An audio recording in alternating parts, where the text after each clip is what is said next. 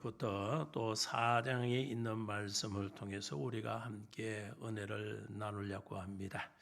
우리가 오늘 여기 4장의 말씀을 보면은 이 바울이 이제 디모데에게 자신이 떠날 시간이 다 되었다. 오늘 6절의 말씀은 전제와 같이 내가 벌써 부어지고 나의 떠날 시간이 가까웠도다. 또 7절은 나의 선한 싸움을 싸우고 나의 달려갈 길을 마치고 믿음을 지켰으니, 그러면서 8절에도 보면 이제 후로는 나를 위해 의의 멸관이 예비되어 있다. 이제 자신이 그 모든 하나님의 맡겨준 사역을 마무리하는 그런 단계에 이르렀다 하는 것을 여기 암시적으로 말씀을 주고 있는 겁니다. 그래서 이 바울은 자신의 종말을 예측하면서 사랑하는 믿음의 아들 디모데에게 생애 마지막 엄숙한 권면을 이렇게 하면서 아울러 세상의 종말에 대해서도 여기 이야기를 하고 있는 겁니다. 그래서 다가올 이 세상의 종말은 산자와 죽은 자의 심판이 있다고 분명히 밝히고 있는 겁니다. 그래서 오늘 본문 1절 말씀을 다시 보면 하나님과 살아있는 자와 죽은 자를 심판하실 그리스도 예수 앞에서 그가 나타나실 것과 그의 나라를 두고 엄히 명하노니, 그러니까 이 산자와 죽은 자의 심판 때가 있다 그 얘기죠. 우리 주님이 재림 때가 되면은 이와 같은 일들이 나타난다는 것을 암시적으로 바울은 얘기를 하고 있습니다. 다가올 심판자는 바로 예수 그리스도시죠. 그래서 재림주로 이 땅에 오실 때에 모든 인간들은 이제 하나님께서 그가 행한 대로 심판하시는 그런 일들이 나타나게 된다는. 그래서 이 세상에 존재하는 모든 인간은 예수님이 이 세상에 다시 오실 때에 재림 때에 그 앞에서 뭘 하나 결산을 하게 된다. 결산. 우리가 결산이라는 건 뭡니까? 우리가 그동안 해왔던 모든 것에서 이것을 헤아려 그 값이 어떻게 됐냐, 틀렸는지 맞는지 옳은지 그런지 그것을 맞추는 때가 온다 그 얘기죠. 마태복음 25장 14절부터 30절의 말씀을 보면은 달란트 비유의 말씀을 주고 있습니다. 14절의 말씀을 하면 또 어떤 사람이 타국에 갈 때에 그 종들을 눌러 자기의 소유를 맡긴가 같으니, 그러니까 이 주인이 타국으로 떠나면서 종들에게 자기 소유를 다 각기 맡겨줍니다. 1달란트, 2달란트, 5달란트 각기 그들에게 이 재산을 분배해주고, 그리고 그것을 어떻게 하는지를 맡기고 떠나신다는 것이죠. 그래서 19절의 말씀을 보면 오랜 후에 그 종들이 주인이 돌아와 그들과 결산할세. 그러니까 맡기고 갔던 주인이 오랜 시간이 되어서 다시 왔을 때에 어떻게 그들과 결산을 한다. 너희들이 과연 내가 맡기고 간 것을 어떻게 잘 간수했는지, 또 그것을 어떻게 활용을 했는지 거기에 대해서 한번 결산 한번 한다 그 얘기죠.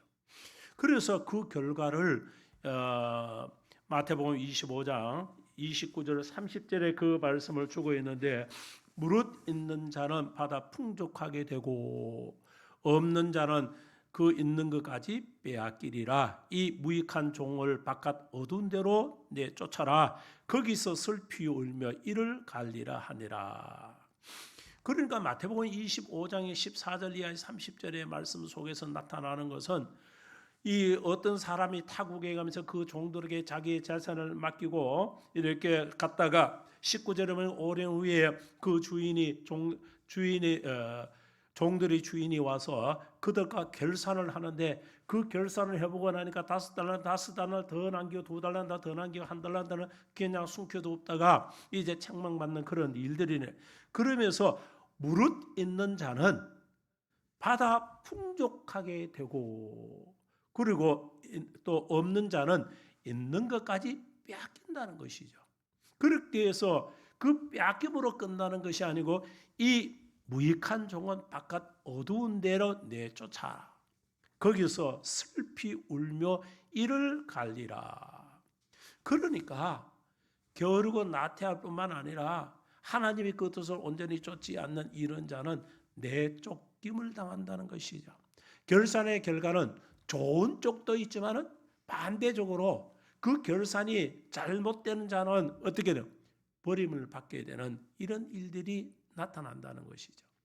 요한복음 5장 24절 25절의 말씀은 내가 진실로 진실로 너희에게 이르노니 내 말을 듣고 또 나 보내신 이를 믿는 자는 영생을 얻었고 심판에 이르지 아니하나니 사망에서 생명으로 옮겼느니라. 진실로 진실로 너희에게 이르노니 죽은 자들이 하나님의 아들의 음성을 들을 때가 오나니 곧 이때라 듣는 자는 살아나리라. 그러니까 예수님께서 진실로 진실로 거짓이 없는 진짜 참으로 내가 이야기한다. 거듭 당부죠. 그래서 내 말을 듣고 나 보내신 이를 믿는 자, 하나님 아버지를 믿고 자신을 믿는 자는 영생을 얻고 심판에 이르지 아니고 사망에서 생명으로 옮겨지는 그런 일들이 일어날 것이고, 그리고 죽은 자들이 하나님의 음성을 들을 때가 온다. 바로 지금 이때다. 그러니까 주님의 심판의 때가 임박해 있다 하는 것을 여기 일러주고 있는. 고린도전서 3장 10절부터 15절의 말씀을 보면은 내게 주신 하나님의 은혜를 따라 내가 지혜로운 건축자와 같이 터를 닦아두매 다른 이가 그 위에다 세우나니 그러나 각각 어떻게 그 위에 세울까 조심할지니라. 이 닦아둔 것 외에 능히 다른 터를 닦아둘 자가 없으니 이 터는 곧 예수 그리스도를. 만일 누구든지 금이나 은이나 보석이나 나무나 풀이나 지푸로 이 터 위에 세우면은 각 사람의 공적이 나타날 것인데 그날이 공적을 밝히리니 이는 불로 나타내고 그 불이 각 사람의 공적이 어떠한 것을 시험할 것임이라. 만일 누구든지 그 위에 세운 공적이 그대로 있으면 상을 받고 누구든지 그 공적이 불탐의 해를 받으리니 그러나 자신은 구원을 받되 불 가운데서 받을 것이라. 지금 어떻습니까? 이 고린도전서 3장 10절부터 15절의 말씀은 구원받는 자와 구원받지 못한 자를 나누는 것이 아니고, 여기의 말씀은 구원받은 하나님의 백성들이 하나님의 참뜻을 쫓아 믿음으로 온전히 그 사명을 잘 감당했느냐 그렇지 못하냐, 그 믿음을 잘 세우느냐 못 세우느냐, 그것을 여기 지금 따지고 있는. 특히 여기서는 그의 너희들이 갖고 있는 믿음을 예수 그리스도 위에 어떤 믿음을 쌓을 것인가, 세워나갈 것인가. 그래서 어떤 사람은 어떻다 그러게 금이나 은이나 보석이나 또 어떤 사람은 나무나 풀이나 짚으로 그 위에 이렇게 집을 짓는데, 우리가 금이나 은이나 보석이라는 것은 많은 것을 투자를 한다는 것이죠. 값이 비싸잖아요. 그러나 또 나무나 풀이나 짚으로 하는 것은 나무도 뭐 비쌉니다만 그 금, 은, 보석보다는 그렇게 비싼 것은 아니고, 그리고 또 이 나무나 또 풀이나 짚은 쉽게 구해진다는 것이죠. 또 쉽게 지을 수가 있다는 거예요. 그러니까 믿음을 대충 쉽게, 그래서 우리가 좁은 문으로 좁은 길로 착박한 길로 가는 그런 믿음의 그 길이 아니라 그저 쉽게 믿음 생활과 또 하나님의 일들을 향하는 그런 일들을 쫓아 넓은 길로 가는 자가 많은 그 길로 쫓아가겠다는 그런 신앙의 모습을 가진다면은 그때에 하나님께서 불로 그의 공적을 시험을 한다는 거예요. 그래서 불로 그들의 공적을 시험하고 밝힐 때에 불이 나타나서 그 불이 각 사람의 공적이 어떠한지를 시험을 한다는 거예요. 그래서 불이 와서 우리의 믿음을 확 찌푸르듯이 하는데, 그때 나무나 풀이나 짚으로 지어진 것은 불에 쉽게 탐을 통해서 사라져 없고, 그리고 금이나 은이나 보석으로 그들이 견고하게 값을 들여가면서 희생과 헌신과 그들의 믿음을 지킨 자들은 그것이 그대로 남는. 그래서 14년 만일 누구든지 그 위에 세운 공적이 그대로 있으면 예수 그리스도 위에 그들의 믿음이 세운 것이 다 흘러나면서 그들이 하나님을 향하여 참된 믿음의 흩트림이 그대로 남아있는 자는 상을 받는데, 누구든지 그 공적이 불탐에 해를 받으니 그가 자신은 구원을 받되, 구원을 받는데 부끄러운 구원을 받듯이 그렇게 받게 된다는 거예요. 그래서 오늘날 하나님의 말씀을 통해서 우리가 잘 깨달아야 하는 것은 너희들이 어떤 믿음의 사람이 되겠는가? 너희들이 참 믿음을 가지지 못하고 믿음으로 서지 못해서 믿음을 잃어버리는 자는 생명을 해하는 자가 될 것이고, 이것을 다르게 하면 지옥 가는 인생이 될 것이고, 그러나 믿음을 있다 하면서도 그 믿음을 값지게 튼튼하게 어떤 역경과 환난 속에서 그 믿음이 흔들리지 않는 믿음으로 굳건히 서 있는 하나님이라는 절대적인 믿음을 가진 자는 여기 보니까 그 믿음대로 하나님께서 상을 주신다는 거예요. 그렇지 못한 자는 연약하고 흔들림이 있고, 이러한 신앙의 모습으로 통해서는 하나님 아버지 앞에 설 때에 정말 부끄러운 구원을 받을 수밖에 없는 그런 자가 되어야 할 수 있다. 그런데 이 부끄러움의 구원의 정도의 차가 어떠냐? 그 경계가 참으로 보면은 말씀 속에서만 묘한 거예요. 이것이 자칫하면은 믿음에 실족된 자들과 같은 그런 모습으로 보여질 때가 있어요. 그러면 영원히 믿음에서 떠나는 자가 되는 거예요. 그렇기 때문에 저와 여러분들은 나의 믿음이 금과 은과 보석과 같이 튼튼하게 값지게 정성을 들여서 그 믿음을 잘 세울 수 있는 그런 자가 되라. 그렇게 될 때에 그 자가 만약 구원을 받고 하나님께로부터 앞에 섰을 때에 상받는 그런 자가 된다. 그래서 이 고린도전서 3장에 있는 말씀과 같이 그 결산의 공적을 따라서 나누어진다. 그렇게 하나의 결산은 바깥 어른들 내쫓아서 슬피우며 이를 갈미 있도록 될 만큼 그런 안타까운 모습이 있는가 하면은, 또 하나는 자신의 모든 것을 다 잃어버리고 정말 근근히 하나 턱걸이로 구원에 이르는 부끄러운 믿음에 얻은 구원을 받는 그런 자도 나타나게 된다는 것이죠. 그래서 우리가 살아있는 동안에 어떠한 믿음을 가지느냐, 저와 여러분들의 믿음을 어떻게 세워가느냐가 정말로 중요하다는 것이죠. 그 믿음 세우기는 마지막 시대의 시간이 점점 다가오면 다가올수록, 우리의 시간이 지나면 지날수록 그 믿음을 굳건히 세워나가기가 어려워진다는 거예요. 이게 현실이에요. 그래서 지금 작년부터 우리가 금년까지 앞으로도 계속적으로 이보다 더하게 이어지겠죠.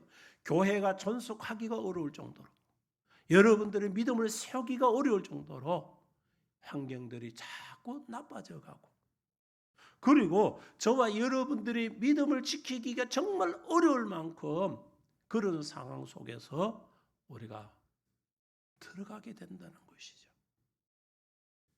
그래서 한편으로 보면은 우리보다 먼저 앞서 천국 간 사람들이 때로는 부럽게 생각될 때가 있다는 거예요.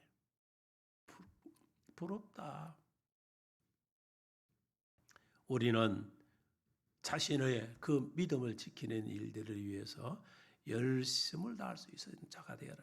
왜냐하면은 주님의 때가, 주님 재림의 때가 임박하기 때문이라, 그 얘기. 그래서 사도 바울은 그리스도의 그 재림의 확실성과 재림의 임박설을 여기 강조를 하고 있는 것을 보게 되는 겁니다. 사도행전 1장 10절 11절의 말씀을 보면 올라가실 때에 제자들이 자세히 하늘을 쳐다보고 있는데 흰 옷 입은 두 사람이 저희 곁에 서서 이르되 갈릴리 사람들은 어찌하여 서서 하늘을 쳐다보느냐, 너희 가운데 하늘로 올리우신 이 예수는 하늘로 가심을 본 그대로 오시리라 하였느니라. 그러니까 감난산에서 예수님이 구름 하늘로 들림 올라가는 그 모습 그대로 우리 주님 오신다는 거예요. 계시록 1장 7절의 말씀을 보면 볼지어다 그가 구름을 타고 오시리니 각인의 눈이 그를 보겠고 그 찌른 자들도 볼터여 땅에 있는 모든 족속이 그로 말미암아 애곡하리니 그러하리라. 아멘. 여기 아멘은 그러하다, 진실하다, 확실성을 여기 이야기를 하고 있는 것이죠. 그래서 여기 보면 예수 그리스도의 재림은 어떻다네? 모르게, 다른 사람 모르게 그렇게 오는 것이 아니라 공개적으로 우리 주님이 재림한다는 것을 여기 말씀을 하고 있는 것이. 그래서 그 재림은 오시는데 예고 없이 오신다는 게 문제라는 거예요. 예고 없이. 우리 주님이 살며시 숨어서 남들 모르게 살짝이 이루 오시는 것이 아니라 동에서부터 서해까지 모든 사람이 동시에 다 그들이 알 수 있도록 우리 주님이 재림을 하시는데 그 오심에 모두가 다 알 수 있도록 공개적으로 오신다는 거예요. 그러나 다만 그 시기와 때를 알지 못할 뿐이라는 거예요. 그래서 우리 주님이 어떻게 데살로니가 2장 5절 데살로니가 전서 5장 2절의 말씀을 보면은 주의 날이 밤에 도적같이 이르는 줄 너희 자신이 자세히 알기 때문이라. 그러니까 우리 주님이 오실 때가 도적같이 마신다는, 도적같이 기회를 두지 아니하고 언제 어느 오실 줄 모른다. 마태복음 24장 27절의 말씀을 보면은 번개가 동편에서 나서 서편까지 번쩍임 같이 인자의 이맘도 그러하리라. 그러니까 동에서 서기까지 모든 곳에 사방이 다 알 수 있도록 우리 주님 오신다. 그래서 주님의 재림의 날은 예고는 없이 갑자기 오시지만은 그러나 숨어서 오시는 게 아니라 공개적으로 만인이 다 쳐다볼 수 있도록 이와 같이 오신다는 것이죠. 그래서 주님의 재림의 때가 우리 가운데 임하고 있다 하는 이 사실들을 여기 일러주고 있는 것입니다. 그래서 오늘 1절에 하나님 앞에 살아있는 자와 죽은 자를 심판하실 그리스도 예수 앞에서 그가 나타나실 것과 그의 날을 두고 엄히 명하노니. 그러니까 우리 주님께서 이 땅에 오시는 그런 일들이 분명히 있다는 사실들을 두고 엄히 명하고 있습니다. 2절의 말씀을 보면 너희는 말씀을 전하라. 때를 얻든지 못 얻든지 항상 힘써라. 범사에 오래 참음과 가르침으로 경책하며 경계하며 권하라. 사도 바울은 2절에서 5가지를 디모데에게 이렇게 명하고 있는데요. 그러니까 이 사도 바울은 너희는 말씀을 전파하라. 때를 얻든지 못 얻든지 항상 힘쓰러 범사에 오래 참음과 가르침으로 경책하며 경계하며 권하라. 이 말씀 속에 5가지를 이렇게 명하고 있습니다. 그 첫째를 보면은 때를 얻든지 못 얻든지 항상 말씀을 전파하라. 그 얘기입니다. 그러니까 하나님의 참된 믿음의 자녀, 예수 제자 된 자들은 어떻게 하라는 거예요? 주님의 재림 때가 가까우니까 너희는 때를 얻든지 못 얻든지 복음 전하는 이 전도의 일에 열심들을 다 해라. 그 이야기예요. 마태복음 24장 14절의 말씀을 보면은 이 천국 복음이 모든 민족에 증언되기 위하여 온 세상에 전파되리니 이제야 끝이 오리라. 이 성도인 우리는 사람들의 말씀을 받아들이든지 거부하든지 기회가 오든지 안 오든지 때이든지 때가 아니든지 하나님의 말씀을 전파해야 된다. 그 이야기예요. 그래서 여러분과 저는 이 전도의 절대적인 사명을 가진 자라는 사실을 믿으시기 바랍니다. 우리는 전도의 일을 전심을 다해서 해야 돼요. 그래서 여러분과 항상 생활 속에서 내가 이 일을 해도 이것을 통하여 하나님의 영광을 나타내고 믿음이 없는 자에게 믿음을, 믿지 않는 자에게 하나님의 살아계심을, 그래서 이것을 통해서 복음을 전하는 계기요, 내 생활이 터전이 복음이요, 내가 만나는 곳이 복음의 터전이요, 내가 하는 일들을 속에서 하나님의 복음이 전하려는 그런 일들이 나타나야 된다. 이것이 바로 바울이 지금 이 얘기를 하고 있는 거예요. 그래서 너희는 때를 얻든지 못 얻든지 어떻게 해야 해요? 항상 복음을 전파하는 그런 자가 되어야 한다는 것을 여기 일러주고 있는 겁니다.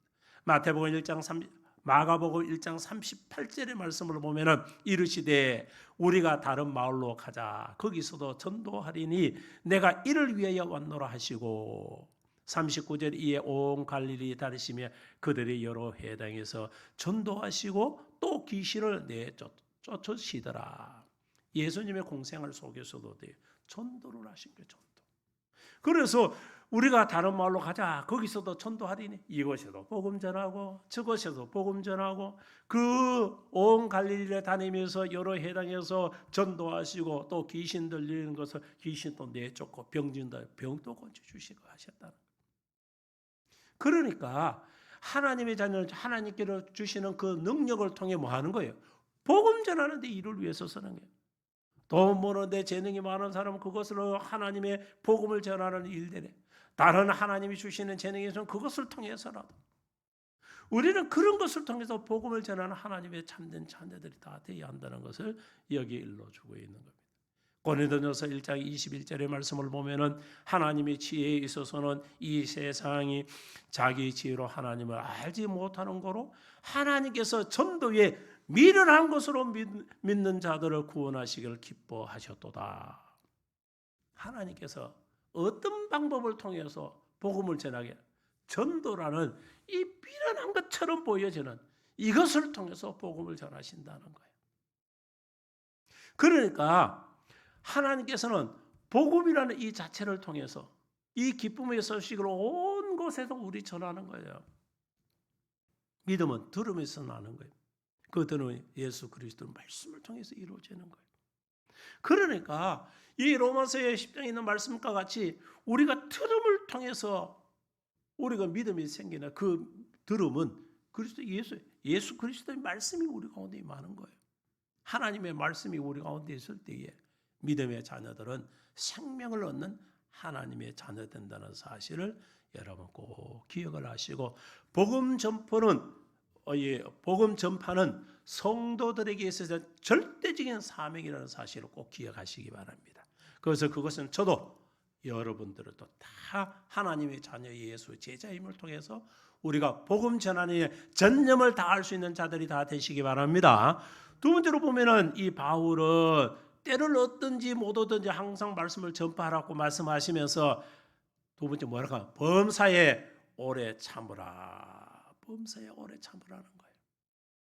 범사에 오래 참으라 하는 것은 전도 일이 얼마나 어렵다는 것을 여기 암시를 주고 있는 얘기예요. 우리가 전도하는 게 해보면 쉬운 게 아니에요.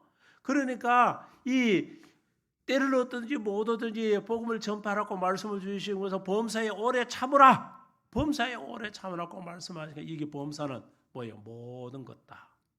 모든 것. 이게 범사의 모든 것이에요. 그래서 이 범사라는 것은 모든 하나님의 일들을 행할 때에 여기 범사가 한 것은 전도하는 일, 그 이야기를 지금 말하고 있는 거예요. 여러분이 복음을 전할 때 이렇게 복음을 전하고 저렇게 복음을 어떤 형태의 복음을 전할 때라도 그 복음을 전할 때에 듣는 자가 있는가 하면 듣지 않은 자들고 핍박하고 책망하고 비웃는 자들도 있는 거예요. 그러니까 우리가 복음을 전하는 그런 일들 속에 우리가 당면하는 수많은 어려운 일들이 우리에게 닥치게 된다. 그러니까 너희들은 복음을 전하면서 그것 때문에 듣지 않는다고 때로는 그들이 나를 복음을 전하는 자를 비방하고 욕한다고 멸시한다고 때로는 내팽개치고 때린다고 거부한다고 우리는 그런 일들로 통해서 좌절하거나 낙담하거나 때로는 그런 일들로 상함을 당하는 그런 자가 되지 말고 범사에 오래 참으라. 오래 참으라. 기다리라는 거예요. 여러분 복음을 전하면서 기다리는 게 우리 성경의 말씀 우리가 지금 우리의 수요일 저녁마다 우리 말씀 속에서 우리 강의의 말씀들을 보니까 오래 참으라는 것은 인내라는 말씀들이 많이 나오고 있잖아요. 기다리는 거예요. 성도에 있어서는 기다림이 정말 중요합니다. 기다리지 못하면 낭패당하고 기다리지 못해서 정말 부서지고 깨어지고 잃어버리는 일들이 얼마나 많은지 몰라요. 기다리라는 거예요.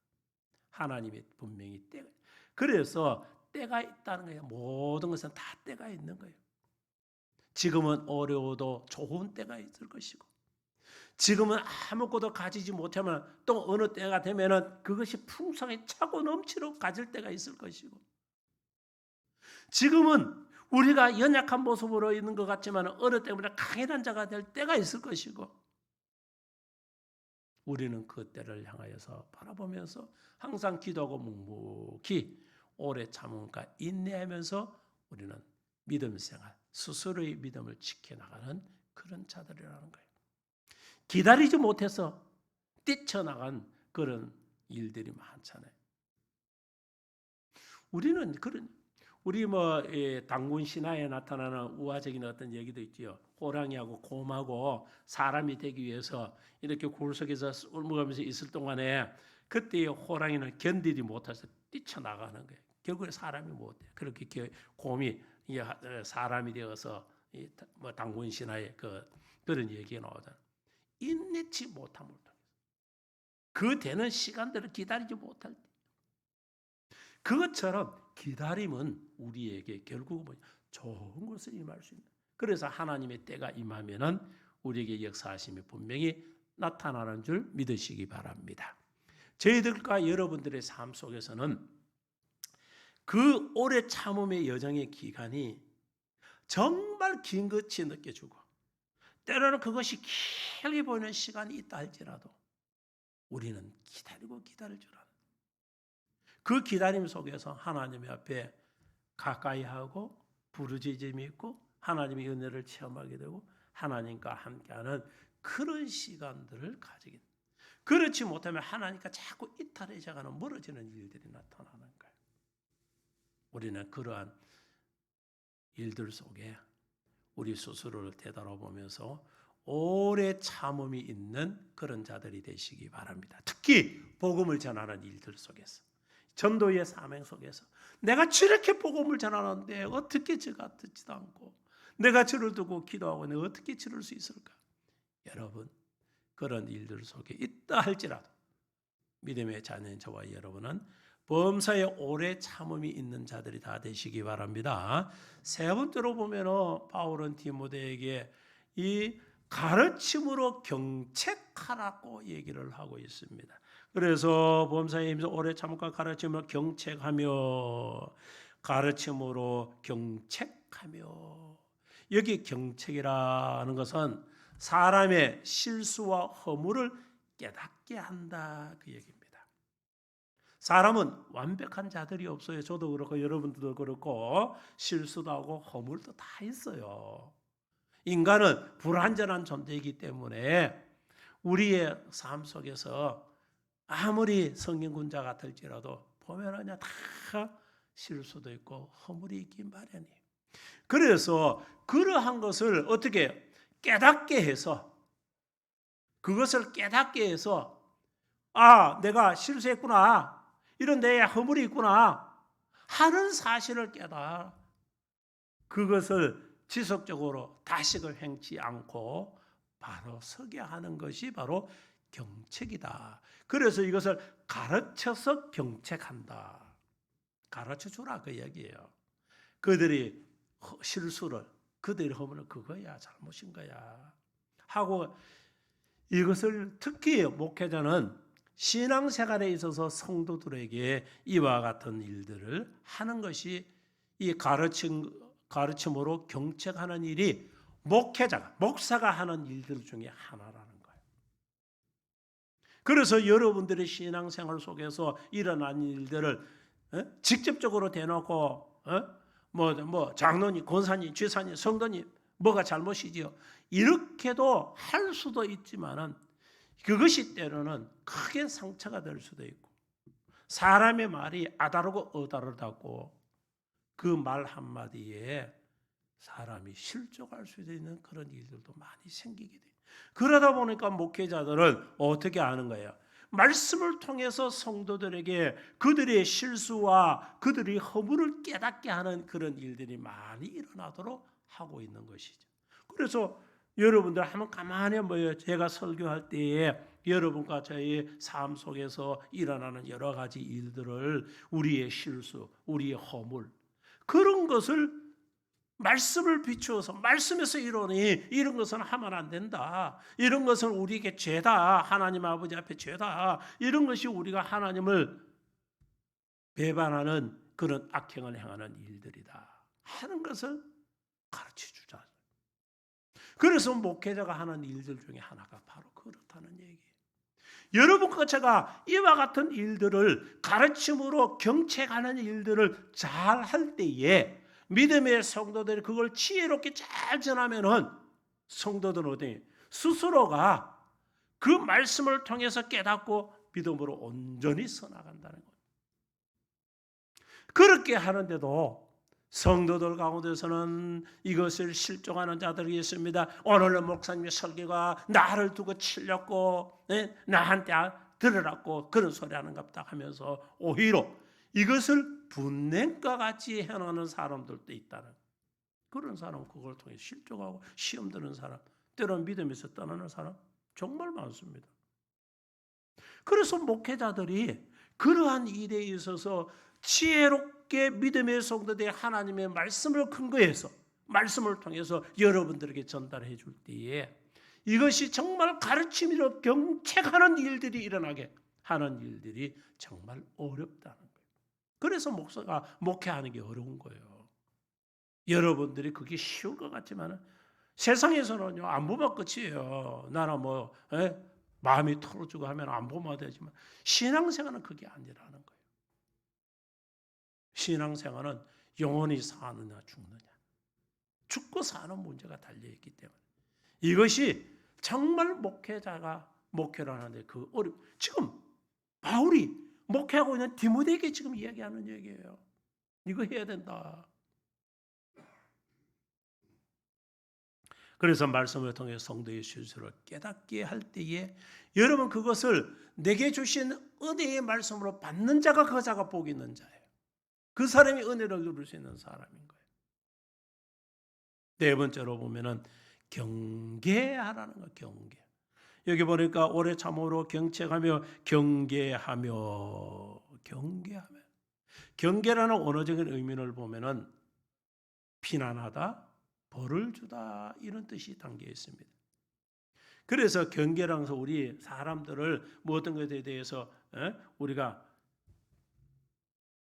이상한 눈초로 또는 어떤 것을 그들을 살피면서 이를 보는 것을 이 경계라고 할 수 있는데 이 언어적인 성경에서 의미는 비난하다, 벌을 주다 이런 뜻으로 경계라는 단어가 쓰여지고 있어요. 그래서 성도들이 지은 죄를 어떻게 지적하고 죄를 깨닫게 하는 과정 속에서 죄에 대해 호되게 책망한다는 거예요. 아마 지금 오늘날 교회에서 여러분들이 성도의 신앙생활 등에 어떤 문제가 있을 때 그걸 지적을 두고 목회자가 지적을 할 때 개인적으로 두고 때로는 공개적으로 두고 어떤 일들을 할 때에 그것을 두고 성도들이 이것을 하나님 주시는 말씀이라 내게 주시는 하나님의 권면의 말씀을 받들고 그것을 수용하고 나갈 수 있는 자들이 과연 얼마가 될까? 옛날 캐봐야 불과 3, 40년 이전의 교회에 또 성도들이 신앙생활에서요. 이 정말 많았습니다. 교회에 권징이 있어요. 권징. 지금도 교회 안에도 권징, 징벌이 있다는 거예요. 그런데 오늘날 그렇게 했다면 교회 단교 못 따라서 다른데 가버리고 아니면 신앙생활 안 하는 자도 생길 수도 있는 거예요. 교회 안에요. 이와 같은 이 징계가 있어야 되는 거예요. 징벌 제도가. 그래서 성도가 신앙에 문제가 있으면요. 자신이 갖고 있는 그 직분도 정직도 시키는 거예요. 면직도 시켜요. 심지어는 교회에서 제명 출교도 시켜버려요. 내쫓아다 버리는 거예요. 그런 일들이요. 옛날 교회는 불과 3, 40년 이전의 교회들은요. 그렇게 했어요. 성도들 대부분의 그것을 달게 받았어요. 지금은요. 그렇게 한다면은 교회가 존속이 어려울 정도로 그럴 거예요. 그래서 오늘날 교회는 어떤 사람들을, 성도들을 비유 맞추기 위한 그러한 이 교회들이 너무 많다. 그렇게 된 교회는 교인들이, 성도의 수가 많은 교회들도 있습니다. 여러분, 그건 영혼 살리는 게 아니에요. 바울은 디모데에게, 목회자인 디모데에게 이와 같이 해야 된다. 주님의 때가 임박했는데 지금 믿음 그렇게 대충 느슨느슨하게 해서 될 일이냐? 안 된다는 것이죠. 여러분들, 제가 설교 시간에도 여러분들 하고 또 우리 목회회가 지금 이제 동행교회 전속회하는 그런 기관들 속에서 나타나면 성도들이 이미 세례받고 직분자가 된 자는 자신의 신앙을 자신이 지켜야 되는 거예요. 목사가 여러분에게 붙들어 준다고 믿음 서는 게 아닙니다. 교만해지는 거예요. 오만해지는 거예요. 내가 이 교회에 내가 없으면 안 되는 겁다. 여러분 그렇게 어깨에 격업장 달듯이 가다지듯이 힘주고 있는 그런 성도들이 있는 교회. 여러분이 그거는 그 사람의 영혼을 망치는 거예요. 영혼을 망치는. 여러분 스스로가 그 믿음 지키지 못하면은요, 그 사람은 자신의 그 믿음을 지키지 못한다는 것은 다른 사람 권면도 받아들이지 않는다는 얘기예요. 그렇기 때문에 여기 보면은 성경에서 우리에게 이런 말씀들이 여러 곳에서 나타나고 있습니다. 그래서 너희들은 이 경계해라. 그래서 비난하고 벌을 줘라. 교회에서는 그렇게 하라는 것이죠.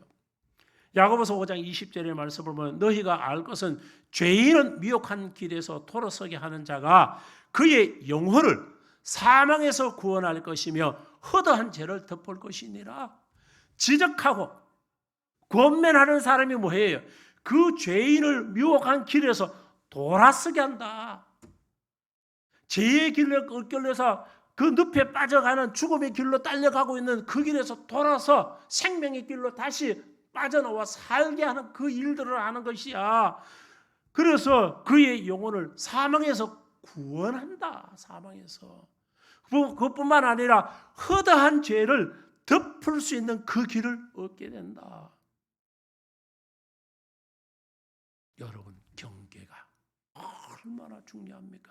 앞에 있는 경책, 가르쳐서 경책하는 거, 그리고 경계하는 거, 얼마나 교회 안에서 큰 유익이라는 사실을 우리는 분명히 알아야 될 줄 믿습니다.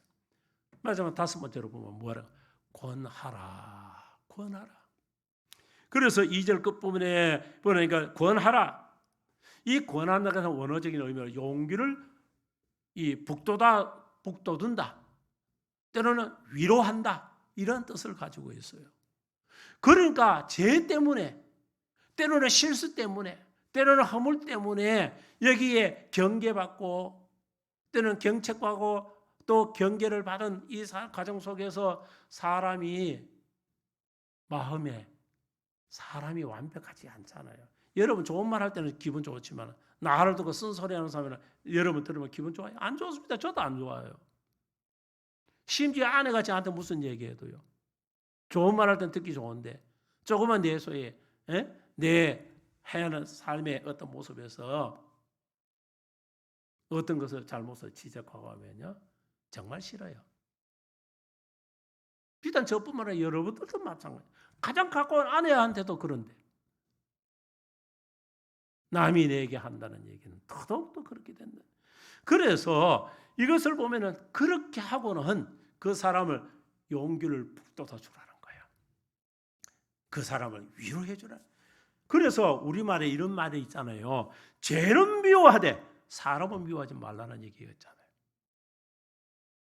그러니까 그 잘못을 지적하는 것이 그 사람을 지적을 하지 마라. 사람을 자꾸 미워하는 게. 우리는 어떻습니까? 어떤 잘못이면 그 사람이 잘못에 그 사람의 자꾸 그 사람의 인격을 거기다 집어넣으려. 그러니까 사람이 견딜 수가 없는 거예요. 여러분 한번 감아보세요. 여러분들의 성교 지금과 우리 동행교회에서도 마찬가지고 교회예요. 성도들이 가면서 성도들이 신앙생활 속에서 받는 상처, 그 상처 때문에 견디지 못해서 교회에 이탈하는 자들이 생각보다 엄청 많습니다. 어쩌면 여러분들도 경험했는 자들도 있을지도 몰라요. 왜 그런 줄 압니까? 지적만 하고 그것이 뭐라고 벌만 줬지, 사랑으로 안아주고, 그래, 한 번은 실수가 있다, 다음부터는 죄를 짓지 말자, 용기를 붙들어주고 위로해 주는 게 없다는 거예요. 한 번 지적했으면 끝났지, 그것을 맨날 가면은 네가 어떻고, 또 왜 언제 그러면 또 그러고, 사람들 있는데 모욕 주듯이 자꾸 그 사람을 만나면 그 이야기를 끄집어내면요, 사람은 저나 여러분이나 과거에 좋은 일을 들쳐 일으키는 건 기분이 좋지만은, 옛날에 나의 잘못된 모든 것은 감추고 숨기고 싶은 게 누구나 다 있어요. 누구나 다. 저도 그렇고 여러분들도 그래요. 그거 들춰내는 거 별로. 여러분들요, 부부간에 부부싸움 할 때 왜 크게 부부싸움 해주는 이유가 뭔 줄 압니까? 딱 두 가지, 딱 두 가지. 큰 싸움으로 벌어진 건 딱 두 가지. 하나는 그 사람에 있어서 지난날에 잘못된 것을 들춰내기 시작하는 거예요. 그거 지적을 하는 거예요. 그때 네가 뭐 그걸 안 했나? 그건 시시때 때마다 싸우기만 하면 그거 끄잡아낸다. 그것도요, 좋은 소리 한두 번인데 나의 수치와 부끄러움과 나의 죄스러운 모습을 또 들춰내는 거, 그것만, 안 그래도 내가 그것 때문에 항상 마음에 짐이 되어 아픔이 있는데 그걸 끄집어내 또 찔러? 여러분, 그러면요 폭발하는 거, 폭발. 또 하나는 자기 집안의 어떤 이야기를 끄집어내서 상대 집안에, 그러니까 남편 같으면, 아내 같으면은 너 친정 처갓집에 있어야 하기로, 아내가 남편에게 했던 시집에 누구 어떨까 가면, 여러분 그거야 별로 듣기 좋은 얘기야. 그거에 나오면요, 이거는 기폭제가 내가 폭발을 해. 거기도 불에다가 기름 붓듯이 그렇게 일어나는 거. 여러분 가만히 한번 봐요. 싸움에 딱 두 가지가요, 폭발적인 기폭제를 일으키는 일들이 일어나. 그래서 이걸 마음으로 삼키고 자제하면서 해나가는 게 지혜로운 사람이에요. 지혜로운 사람. 큰 싸움 날 것도 싹 덮어버려. 뭐로? 구원하는 거예요. 안아주고 포용하고 긍휼을 베푸는. 그래서 우리 주님이 항상 그렇잖아요. 사랑과 긍휼로, 거기는 자비와. 그래서 그 용서로 포용적인 것이 있을 때에 그 사람 어떻게 어떡서게 된다, 그 얘기입니다.